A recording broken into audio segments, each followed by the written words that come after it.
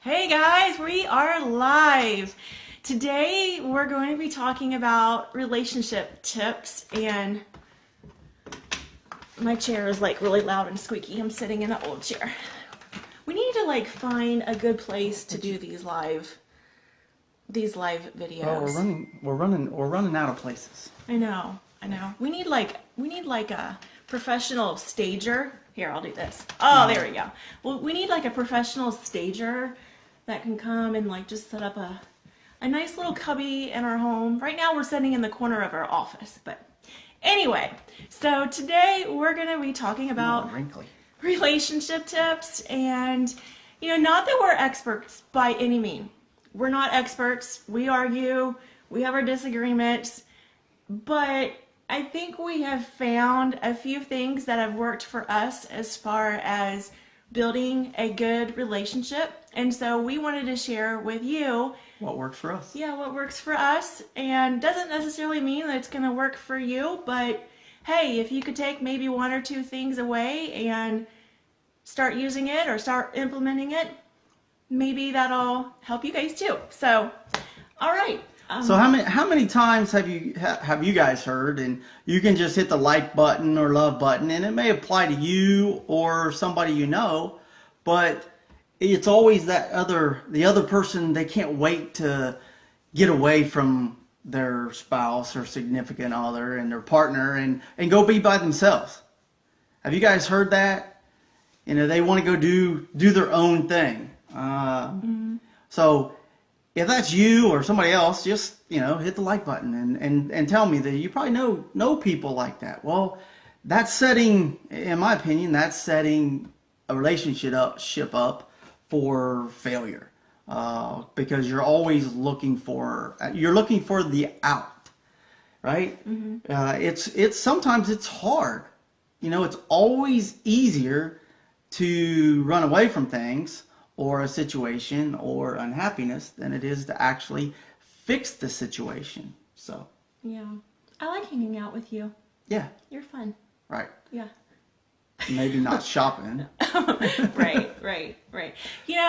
I have to say that one of the best pieces of advice that I think I ever heard when it comes to relationships was from my dad. And my dad is just the sweetest, one of the sweetest. He is too, Rich is too. But my dad is just the sweetest guy. And one of the things that he told me when I was young, and I didn't quite grasp the concept of it then. It took me until much later, many years later, that I understood it. But he said, sometimes, Rachel, I do things with your mom because I want to. Other times I do things with your mom because I just want to be with her. Not necessarily because it's something that I want to do. It's because I want to be with her. Right. And now that I understand that, I get it, because relationships are all about compromise. It's not all about you all the time. The world doesn't revolve around you. It's a compromise between finding a middle ground of what the both of you want to do.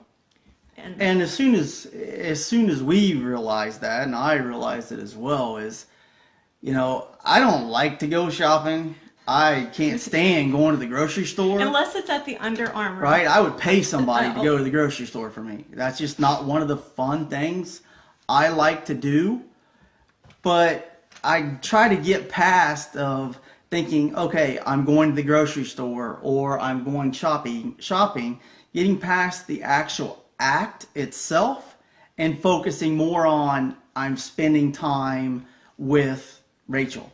Whereas, she could be working outside the home. She could have a second shift job, a third shift job. She could be doing something else that we're not actually getting to spend that time together. Because you can have everything in the world, but the one thing you can never get back is time. Yeah. So once I got past that and looking at the act itself and just focusing on our time together, then it made some of those things where I was like, oh boy, I don't want to go to Target. That's not me, but it is fun spending time. And then I just make fun. I have fun while I'm there and make it my own kind of fun activity. Right. We always have fun together. And I think that's really important in a relationship, is to always have fun with each other. And, and actually that brings me to our number one tip that we'd like to share with you, is to be each other's best friend and biggest cheerleader. And I honestly have to say that Rich is my best friend. And, sure, I have girlfriends that I call, but when something exciting happens or something funny happens, the first person that I think of sharing that is with Rich.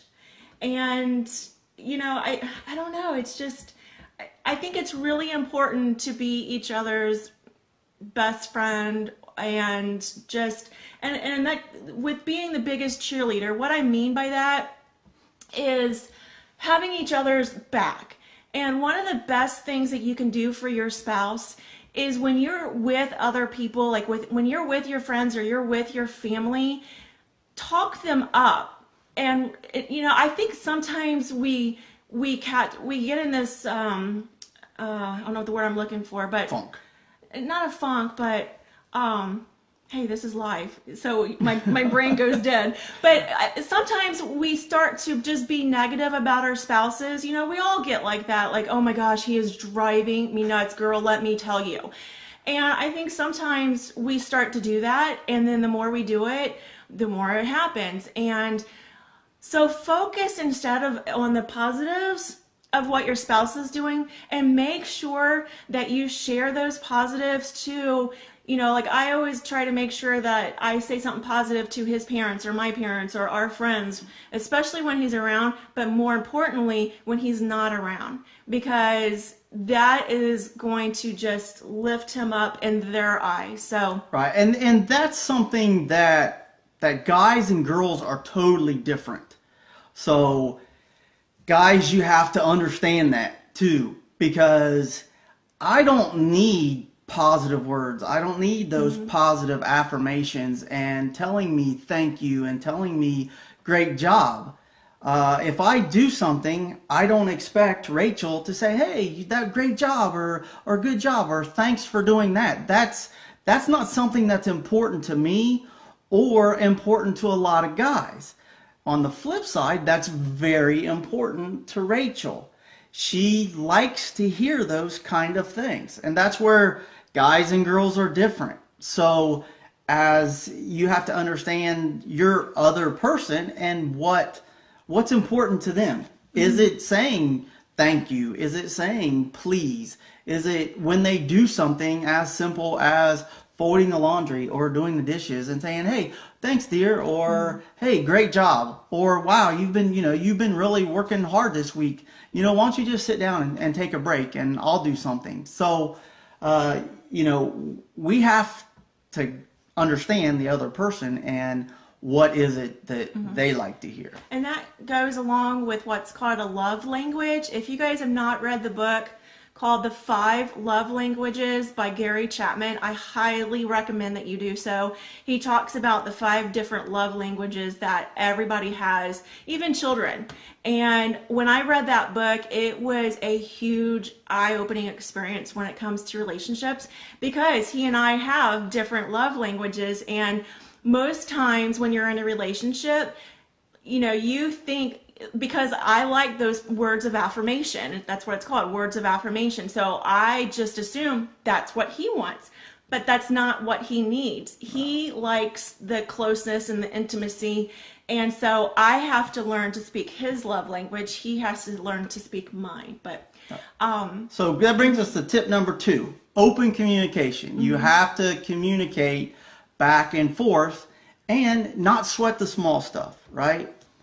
And speaking of that, I have a bad habit of, if I take the laundry out of the dryer, I take the filter, the fuzz. Oh, I know where you're going with this. I take the fuzz out of the dryer, and I sit it on top so I can put the clothes in the dryer and put the wash in the dryer and start it up. But I just have a bad habit of not taking it off the top of the dryer and putting it in the wastebasket, which is right beside me. Right next to the dryer. Literally right next to it. And don't ask me why. I can't explain it, but I probably do it once a week. Yeah. It drives me nuts. But, you know, there's always going to be little things like that in everybody's relationship. And, you know, in the big scheme of things, what's it really matter? Yes, it aggravates me and it drives me nuts, but just pick it up, throw it away. It's not a cause for an argument. It just isn't. Yeah. Life is too short. And to worry it's not about like, those. oh, hey, you did this again. Right. Oh, yeah. Yeah. Like if he leaves dishes in the dishwasher, if he Right. leaves dishes in the dishwasher, oh my gosh, if he leaves dishes in the sink, put them in the dishwasher. It's no big deal. But in the same place, just nonchalantly say, hey, you know, there was some fuzz on top of the dryer again, and I'll get it. It's the reinforcement again, so Why does the light? It says our connection. it eventually will get it. like a So strobe you light. want to go tip number 3? Yeah, so tip number 3, moving along, this is really important, is schedule date nights. And it doesn't necessarily have to be a date night, it could be a date day. Like, for example, tomorrow, after we do our live call, we are going to go to Point Blank and practice shooting our guns. So we like to do that. But you have to schedule it, because I think sometimes in a relationship, you just get so busy with life and the kids and the sports and everything else going on that you forget to take time for yourself. So actually schedule at least once a month to do a date of some kind. And it doesn't have to be, okay, we're going to a movie and dinner or something big. It can be as simple as putting the kids to bed early and saying, okay, for this hour, we're not going to turn on the TV and we're going to play cards together, play war or something just fun. or talk. But just together. Okay? Right. But make sure it's scheduled. Yeah, because if not, it's not going to happen. Okay, another tip that we have is, I think we kind of talked about this. We have our notes in front of us, but, you know, life is short. You know, like Rich said before, don't sweat the small stuff. Let things go. I know me personally, I have a bad habit of holding grudges. Like, literally, we can get into an argument and discussion. It's not an argument, it's a discussion. Tone inflection, yes. Yeah. Tone inflection. It's a discussion. A discussion. We can get into a discussion, and literally like an hour later, he's like all lovey-dovey, and you know, it's just perfect. And I'm still mad. I'm holding on to it, you know? It's like, I'm going to hold it. But I have to learn just to let it go. And here's another piece of advice that I heard a long time ago is, whatever is happening right now, think a year from now, and if a year from now, if it's really not going to matter, let it go. I mean, I just know life is so short that just in a blink of an instant, it can be over with. And that's why we always make sure that no matter what, we do this with the kids, we always give each other hugs and kisses, I love you, whenever we leave each other. And we're the same with the kids, because you just never know when it's going to be that last moment. And I'm telling you, you don't want that last moment together to be a negative one, to be an argument, to be mad at each other. You just don't want that. Let things go. Let it go. So don't hold on to it. Yeah. So our last tip that we have to share with you is to set a good example for your children. For those of you who have kids, set a good example for your children of what a relationship should be like. And again, by no means are we perfect. We're not. We sometimes fight in front of the kids. But if you do fight in front of the kids, I think it's also good that the kids see that you do make up, because that's a healthy relationship of the whole cycle of getting into a disagreement and then discussion, and then figuring it out, getting over it, and then getting back to normal. And you know, I think it's one of the best gifts that you can give your children is what a healthy, loving relationship should be about, because ultimately you want your kids to be in a good, loving relationship too. And there's a positive in everything. So you hear she's like, oh yeah, it's an argument. No, it's not an argument. It's a discussion. There's always a positive. And I always am saying, you always look at the positive, because somebody out there has it worse than you do. Yes. Right? Yes. So turn everything into that positive. If you yell at the kids or you yell at your spouse, guess what? It's a trained behavior. they are going to yell at you. They're going to yell at their friends. You're teaching that response over time. So there's a difference between using tone inflection and yelling. Right. Yelling is raising your voice and not having control. Tone inflection is raising your voice, thinking clearly, but having control at the same time to come up with a resolution. And that's the key. So don't do that with your spouse. Don't do it with your children. Don't do it with your friends, because you're going to teach that kind of behavior to come back at you. And you don't want that. So Yeah. tone inflection. And that's been something I've had to work on. I'll be honest. I'll be honest. I have I can see you. I can see what you're doing.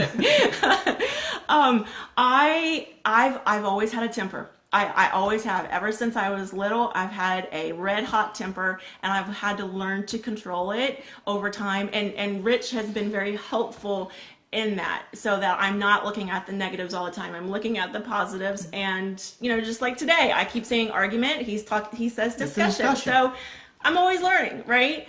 And over time, if you use different words and you use more positive words than negative words, it's going to affect your lifestyle, and it's going to affect everybody's lifestyle around it, and it's going to affect your mindset. And that's the key. Your mindset is going to determine who you are and who you surround yourself with and how the relationship is going to develop. So if you have a positive mindset, you're going to have a positive relationship. That's true. That's very true. All right. Positive. Yep. Yes. So our 5 tips, again, are be each other's best friend. Number 1, have open communication. Schedule date nights, date days, or just a block of time throughout the week that it's just you two, that you can spend quality time together. Life's short. Don't hold on to things and say, oh, yeah, remember back in January you said this or you did that. No, don't do that. And just set a good example for your kids, each other, and your friends.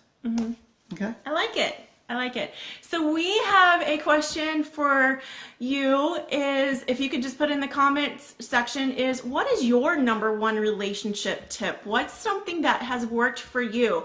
Because we're always looking for tips and ideas and always wanting to strengthen our relationship. And actually what we're going to do is maybe once a week, maybe on Thursdays or Fridays or something, is we're going to have a couples talk where we're going to be talking about relationships and sharing tips. So we would love to hear from you. What is your number 1 relationship tip? So just go ahead and put that in the comment section. And that's all I have. That's all I've got. You got anything else? No. No? I didn't Okay. say anything stupid. I was afraid of that. You don't say anything stupid. You're very smart. See, look, I got our positive thinking all that time. See, I'm telling you guys, you just keep throwing those positive stuff out, and it just it sinks in. You're Okay. just like reeling it in right now. You're just there you go. like fishing. Okay, let's wrap it up. Okay, wrap it up. Thank you, everybody. We are having tons of fun with these calls, and we're going to continue. Tomorrow is Friday. It is, what do we say we're going to do? Oh, we are going to share tips, healthy tips, and eating tips for going into the weekend, so that you totally don't destroy everything that you've worked for during the week. So stay tuned for tomorrow, 12:15. And be sure to like and comment and share. So thank you. We'll talk to you guys later.